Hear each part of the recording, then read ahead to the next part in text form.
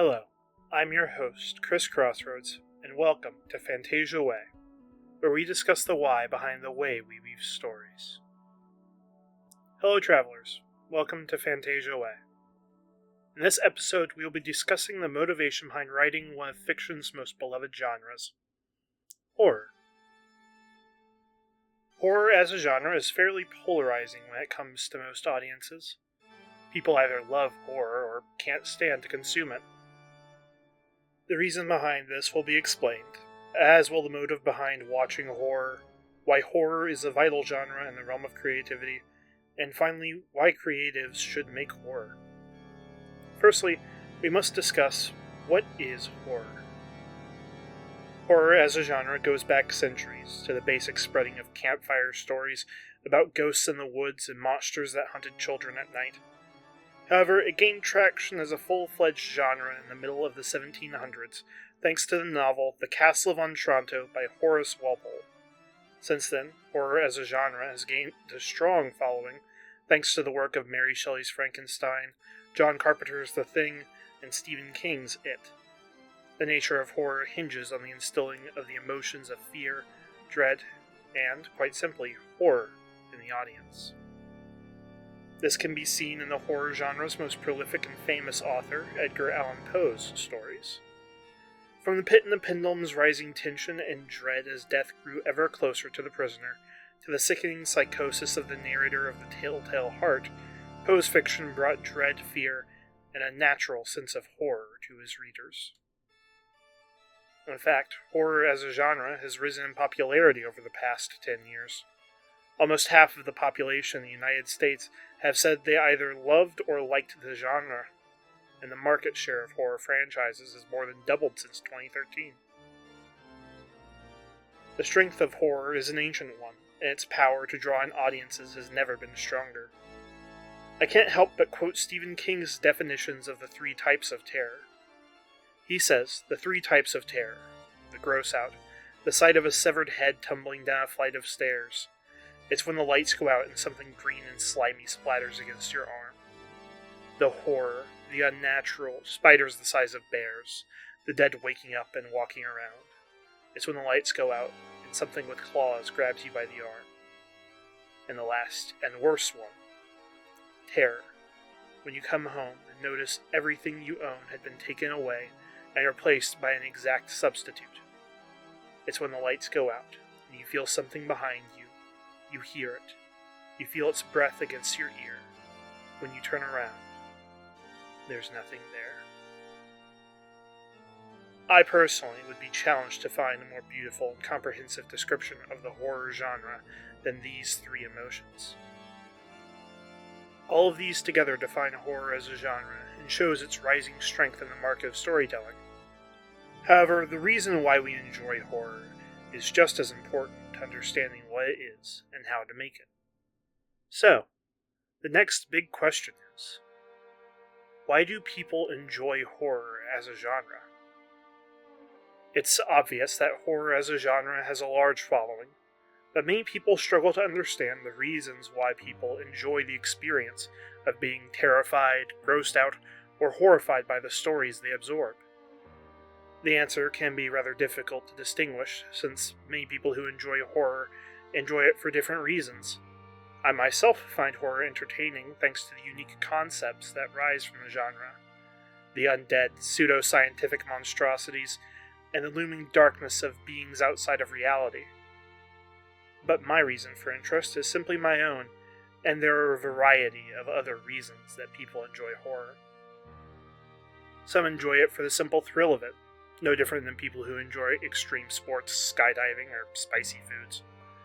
It is a safe way to experience thrills that are less common today than they once were, and thus provide a unique experience to the audience.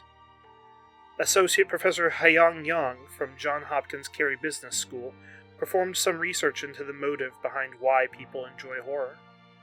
One of the major reasons he discovered was, indeed, the desire for thrills and a deeper understanding of the dark side of humanity in a safe environment. Aristotle wrote in his Poetics about tragedy and its, quote, incidents arousing pity and fear, wherewith to accomplish its catharsis of such emotions. I believe the love for horror is motivated very much by the same nature. A sense of relief that comes from experiencing the negative emotions from horror, creating a cleansing experience that is similar to that of tragedy. Of course, there are other reasons that motivate a love for horror as well.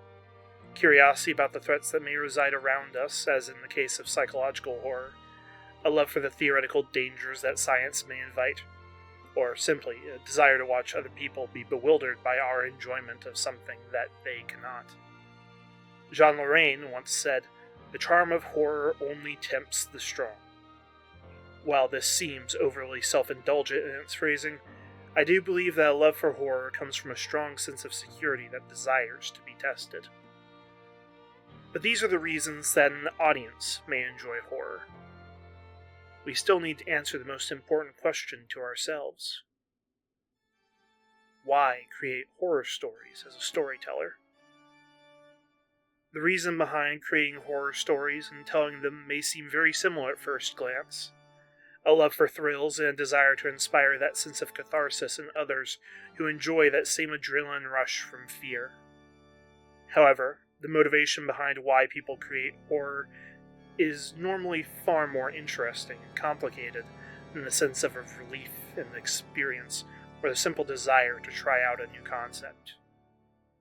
Horror has a power as a genre to stir deep emotions in people. The most intrinsic emotion of humanity is fear. It is found in every living thing as a first switch thrown to enter survival mode. The most intriguing part of horror fiction that I have observed is the unique way that horror is used to advise its audience on the deeper and more basic aspects of humanity. There is wisdom that can only be found in the heart of horror that cannot be explained in a way separate from it. Jacob Geller is a video essayist who delves very much into the motives behind fear in different contexts, and has written several video essays on the various things that inspire fear. His most recent Fear Of video, Fear of Dark, left a rather large impact due to a single sentence he explained about the natural fear of the dark. Jacob Geller said, "Here's how I describe the fear of dark, once you suck all the poeticism out of it. Either there is nothing there, or there is something there." I've had a hard time getting this quote out of my head.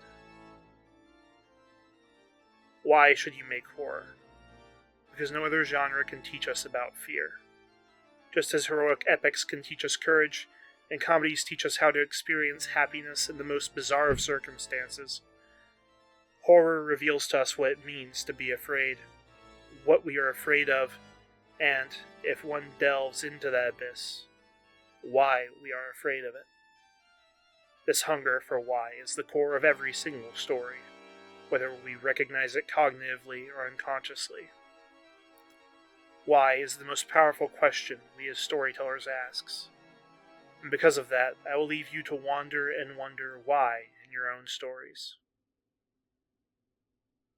I hope this dive into the dark of horror has opened your eyes to what can be felt in the dark recesses of the mind and heart.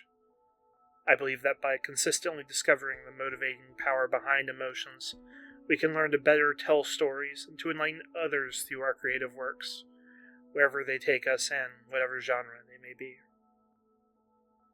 Thank you for traveling with me on this episode of Fantasia Way.